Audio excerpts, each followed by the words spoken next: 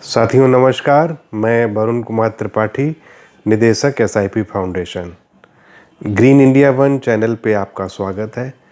दोस्तों, आज हम बात करते हैं कि राजनीति है क्या, राजनीति होती क्या है।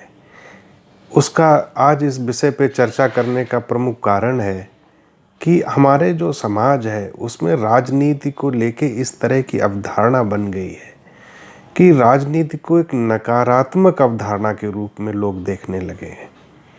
उसका कारण भी है कि जो हमारे समाज में ऐसा व्यक्ति जो थोड़ा सा भी पढ़ा लिखा है, थोड़ा सा भी जागरूक है, तो वो भी राजनीति का अपने को एक्सपर्ट समझता है।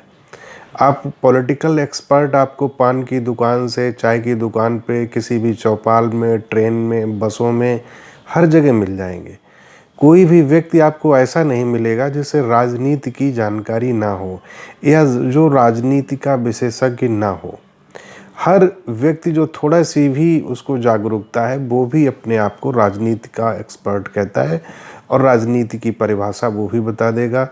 और जो उसकी परिभाषा है या जो लोगों की मेन अवधारणा है कि जो राजनीति का अर्थ जो जनता के बीच में जो एक नकारात्मक प्रभाव डाल रहा है वो ये है कि लोगों को आपस में झगड़ा करवा देना, इधर की बातें उधर लगा देना, किसी दूसरे व्यक्ति को नुकसान पहुंचा देना। और इसका स्टैंडर्ड फॉर्मेट ये मानते हैं कि आपने कोई भी पॉलिटिकल पार्टी ज्वाइन कर ली, पॉलिटिकल पार्टी सिस्टम में कोई भी आपने पद ले लिया और एक बड़ी सी एसयूवी खरीद ली, उस पर हूटर लगा लिया, नेता या मंत्री के पीछे पीछे भागना, ठेकेदारी करना, बड़े बड़े अफसरों के साथ में मिलकर दलाली करना, ये एक समाज ने एक ये नई डिफिनीशन राजनीति की गढ़ दी। मैं उन लोगों को समाज में इस बात का खंडन करता हूँ कि राजनीति ये बिल्कुल भी नहीं है और ना ये राजनीति की परिभाषा है। अगर आपको राजनीति के विषय में जानना है या उसके विषय में थोड़ी सी भी आप समझ रखना चाहते हैं तो सबसे पहले आपको रामायण के उस काल को देखना होगा, उस क्षण को देखना होगा कि कहाँ से राजनीति की जो प्राचीन परिभाषा है उसके एक छोटे से उदाहरण से हम लोग समझने का प्रयास करेंगे।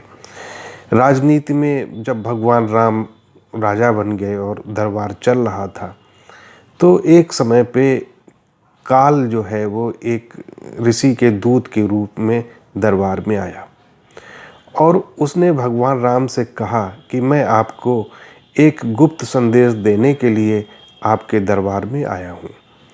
तो महाराज ने कहा ठीक है, आप संदेश बताइए।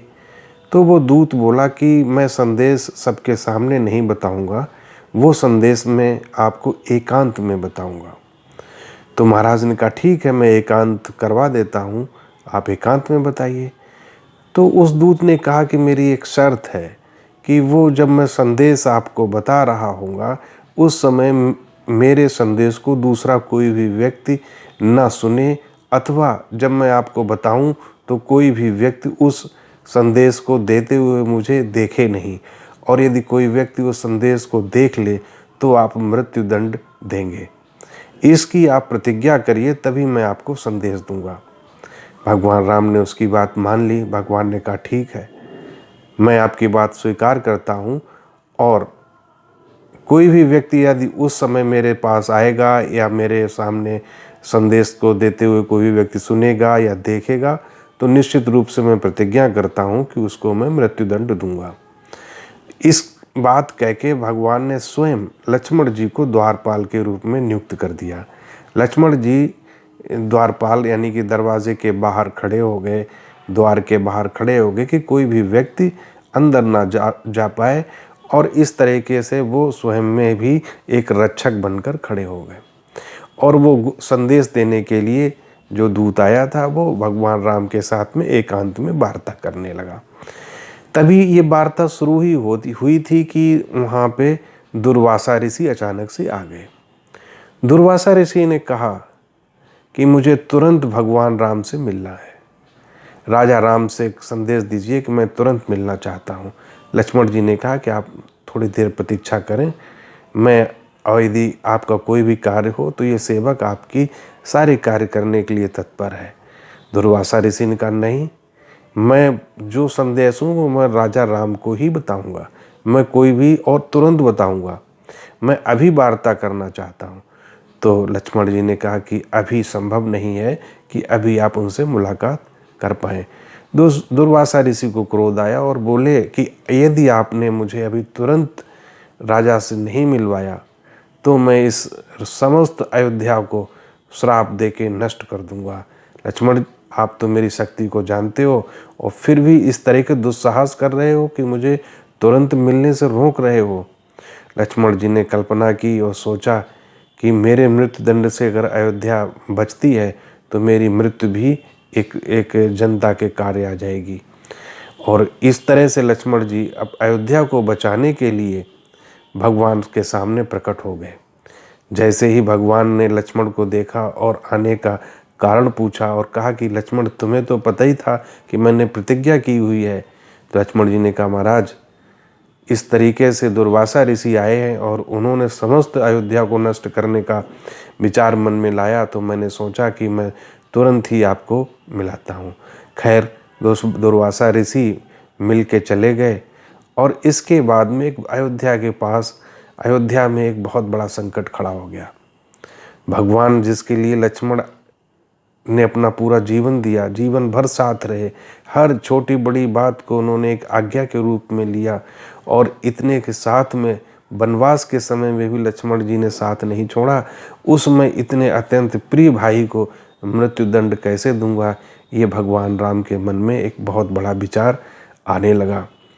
शाम को तत्काल प्रभाव से जो प्रमुख सलाहकार थे, मंत्री सुमंत, भरत जी, महाराज वशिष्ठ जी, जो वहाँ के महर्षि थे, राजपुरोहित थे और प्रमुख सलाहकार भी थे, और हनुमान जी, सभी लोग शाम को एकत्रित हुए और भगवान ने स्पष्ट कहा कि इतना बड़ा अयोध्या पे संकट आया है कि मेरे लिए इस तरीके का निर्णय लेना असंभव है कि मैं अपने उस प्रिय भाई को मृत्युदंड कैसे दूंगा। तो ये एक बहुत बड़ा संकट पे विचार हो रहा था। वशिष्ठ जी ने कहा कि हनुमान जी बहुत ही ज्ञानी हैं, बुद्धि को ये देने वाले हैं, तो मैं चाहूँगा कि हनुमान जी ही इस समस्या का समाधान दें। हनुमान जी ने कहा कि निश्चित रूप से महाराज, ये समस्या बड़ी है, लेकिन जैसा कि हमारे शास्त्रों में लिखा है कि किसी अगर आपका कोई प्रिय व्यक्ति है और उसको प्रिय व्यक्ति का यदि आप त्याग कर देते हैं तो वो मृत्युदंड के समान है और मृत्युदंड के बराबर है। तो उस समय पे भगवान ने लक्ष्मण जी का त्याग कर दिया और मृत्युदंड देने से बच गए। तो ये जो निर्णय होते थे, इसी को राजनीति कहते हैं कि एक समस्या का जब आप समाधान करते हो, राजा की नीतियाँ क्या होती हैं, नीति शास्त्र, धर्मशास्त्र क्या कहते हैं कि राजा का क्या कर्तव्य है, उस समस्या के समाधान में जो चीज़ें जो निर्णय लिए जाते हैं, जो नीतियाँ कही जाती हैं, जो चीज़ों को एग्जीक्यूट किया जाता है, उसको राजनीति कहते हैं।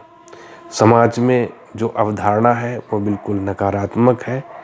राजनीति का अर्थ ही ये होता है कि हम किस तरह से हर समस्या का समाधान करें। कोई भी समाज ऐसा नहीं हो सकता है जहाँ पे संघर्ष ना हो, और जहाँ पे संघर्ष होंगे, चाहे वो राष्ट्र के रूप में हो, समाज के रूप में हो, या किसी भी समुदाय के रूप में हो, कोई भी समुदाय, कोई परिवार, कोई संस्था ऐसी नहीं होती जहाँ के लोगों के बीच में मतभेद ना हो। और जब मतभेद हैं तो ये निश्चित रूप से मान के चलिए, मतभेद होंगे तो संघर्ष भी होंगे। हम अक्सर देखते हैं जब कभी भी दो पक्षों के बीच में लड़ाई होती है या संघर्ष होता है, तो दोनों संघर्षों में जो वार्ता होती है, वो दो पक्ष होते हैं, वो अपने अपने को सत्य साबित करने के लिए अपने अपने तर्क देते हैं। लेकिन किसी की चीज़ को जो वार्ता है, वो तर्कों को स्वीकार करने की नहीं, वो वार्ता समाधान की होनी चाहिए।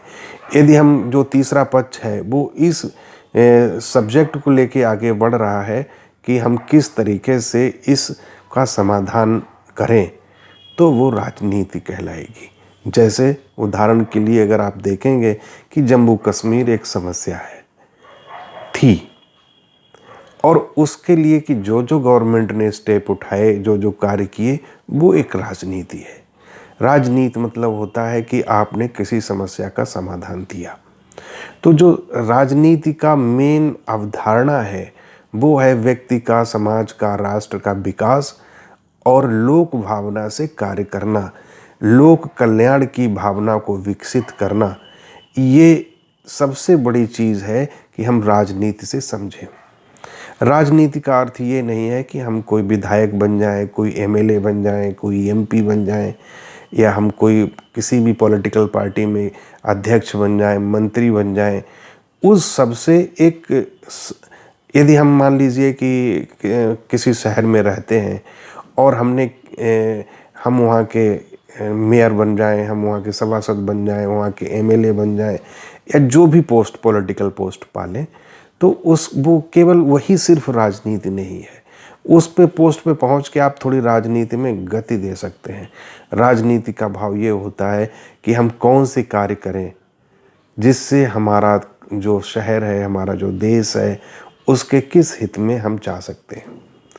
पीछे देखेंगे कि जैसे एक समय था जब पूरे देश के पढ़े लिखे लोग इसमें लगे रहते थे कि हमारा देश कैसे आज़ाद हो, कैसे हम एक गुलामी से निकल के बाहर आएँ, कैसे हमारा देश स्वतंत्र हो।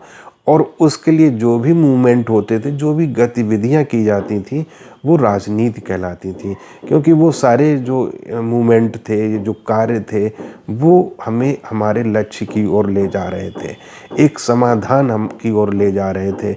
चाहे वो अपनी पैदल यात्रा रही हो, या बहिष्कार रहा हो, विदेशी सामान का बहिष्कार रहा हो, सत्याग्रह रहा हो, या जितने भी कार्य किए गए देश की आज़ादी के लिए, वो सारे के सारे पॉलिटिकल वर्क कहलाते थे, या वो राजनीति कहलाती थी।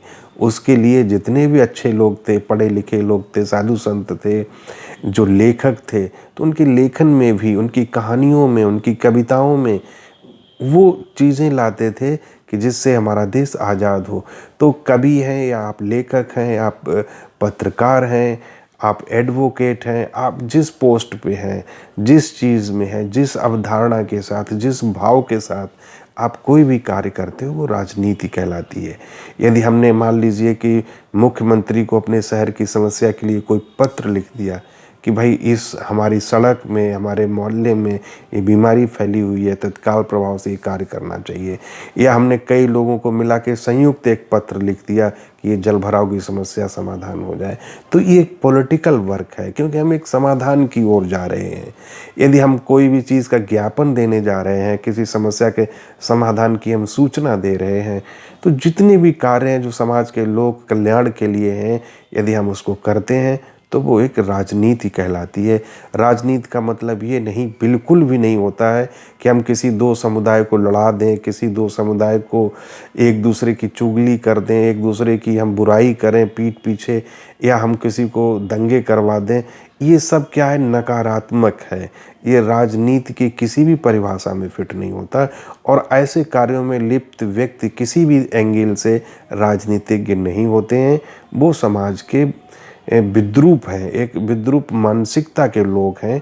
और हमें इस तरीके से राजनीति को समझना होगा कि कोई भी वर्ग है, कोई भी समाज है, वो निश्चित रूप से जब हम परिवार में रहते हैं तो हमारे पारिवारिक सदस्यों में भी मतभेद होते हैं, और मतभेदों को समाधान के लिए जो हमारे परिवार के मुखिया होते हैं, हमारे पेरेंट्स होते हैं, हमारे जो बड़े बुजुर्ग होते हैं, वो हमेशा क्या करते हैं कि परिवार के बीच में एक सामंजस्य स्थापित कराते हैं। वो सामंजस्य स्थापित यानी कि समस्या का समाधान की ओर ले जाते हैं। तो ये समाधान ही राजनीति कहलाता है। तो दोस्तों, निश्चित रूप से हमारे युवाओं से खास करके आह्वान रहेगा कि वो राजनीति में सक्रिय हों और लोक कल्याण की भावना को आगे बढ़ाएं, तभी हमारा देश आगे बढ़ेगा। आप लोग ग्रीन इंडिया वन के साथ जुड़े तो निश्चित रूप से राजनीति क्या है इसको समझने का प्रयास करेंगे। बहुत बहुत धन्यवाद, बहुत बहुत आभार।